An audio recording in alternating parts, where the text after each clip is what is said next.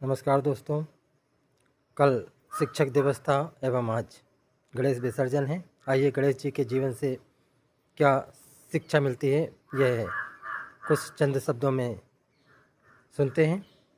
तो गणेश जी का जो पेट है वह हमें शिक्षा देता है कि हम बातों को पचाना सीखें, बुराइयों को इधर उधर ना करें, बल्कि कोई भी बात है उसको अपने तक ही सीमित रखें, दूसरों की निंदा न करें। गणेश जी का जो कान है वह यह शिक्षा देता है कि हमें बातों को अच्छे से ध्यानपूर्वक सुनना चाहिए, यह बड़े कान की निशानी है। गणेश जी का जो सूंड है वह यह संदेश देती है कि हमारी नाक बड़ी होनी चाहिए, यानी कि हमारा सम्मान, हमारा चरित्र यह बड़ा होना चाहिए और हमें ऐसे कार्य नहीं करने चाहिए जिससे हमारी नाक छोटी हो, यानी नाक कटे, ऐसा कोई कार्य नहीं करना चाहिए। गणेश जी का एक दांत यह संदेश देता है कि हमें एक बात पर पूर्ण रूप से जो है कायम रहना चाहिए। यदि हमने कोई बात कह दी है तो उससे मिटे नहीं। गणेश जी का जो चूहा की सवारी है वह संदेश देती है कि हमें चंचलता को काबू में रखनी चाहिए, जैसे गणेश जी अपने चूहे को काबू में रखते हैं।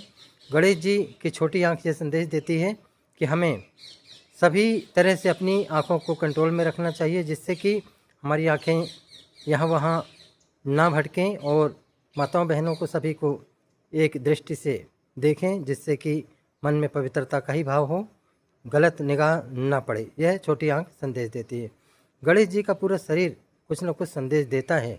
इस तरह से हमें गणेश जी से जो है, जो शिक्षक दिवस के इस अवसर पर हमें सीख लेनी चाहिए कि गणेश जी ने किस तरह से अपने माता पिता की जो है बातें मान करके और उनकी ही परिक्रमा करके और प्रथम स्थान प्राप्त किया। आज देवों में यदि वे प्रथम पूज्य माने जाते हैं तो इसका कारण है कि उन्होंने अपने माता को पिता को ही सर्वोपरि माना। इस तरह से यदि हम अपने माता पिता का सम्मान करें, उनकी बातों को मानें और उनको ही अपना देवता मान लें, तो यह सच्चे अर्थों में गणेश जी की पूजा होगी।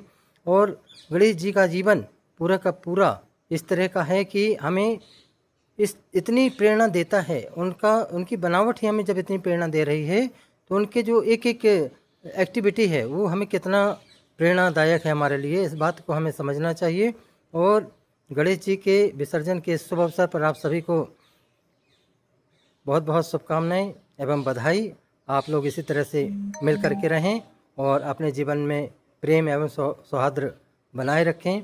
इसी तरह से जो है आगे भी प्रेम पूर्वक मिलजुल करके और कार्यक्रमों को मनाते रहें। बोलिए गणेश भगवान।